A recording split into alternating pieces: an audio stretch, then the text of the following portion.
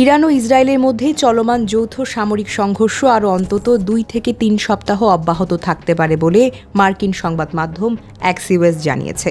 গত 28 ফেব্রুয়ারি শুরু হওয়া এই অভিযানে এখন পর্যন্ত ইরানে 1200-এর বেশি সাধারণ মানুষ নিহত হয়েছে।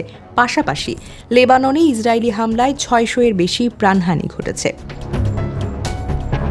প্রতিবেদনে বলা হয়েছে, এই হামলায় ইরানের সর্বোচ্চ নেতা আয়াতুল্লাহ আলী খামেনি সহ কয়েকজন গুরুত্বপূর্ণ নেতা নিহত হয়েছেন। পাল্টা পদক্ষেপ হিসেবে ইরানের ইসলাম বিপ্লবী গার্ড ইসরায়েলের বিভিন্ন স্থাপনা লক্ষ্য করে হামলা চালিয়েছে। এছাড়া বাহরাইন, জর্ডান, কুয়েত, কাতার, সৌদি আরব ও সংযুক্ত আরব আমিরাতে মার্কিন সামরিক ঘাঁটিতেও আঘাত হানার খবর পাওয়া গেছে।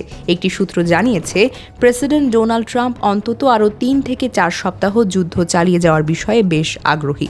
এই সময়ে যুক্তরাষ্ট্র ইরানের রাষ্ট্রীয় কাঠামো দুর্বল করতে এবং অভ্যন্তরীণ অস্থিরতা তৈরি করতে আইআরজিসিকে লক্ষ্য করে অভিযান জোরদার করতে পারে। হোয়াইট হাউস দাবি করেছে, ইরানের কথিত ক্ষেপণাস্ত্র ও পারমাণবিক হুমকির কারণে এই অভিযান চালানো হয়েছে। তবে মার্কিন ও ইসরায়েলি কর্মকর্তাদের ধারণা, লক্ষ্য অর্জিত হলে ট্রাম্প হঠাৎ করেই যুদ্ধ শেষের সিদ্ধান্ত নিতে পারেন।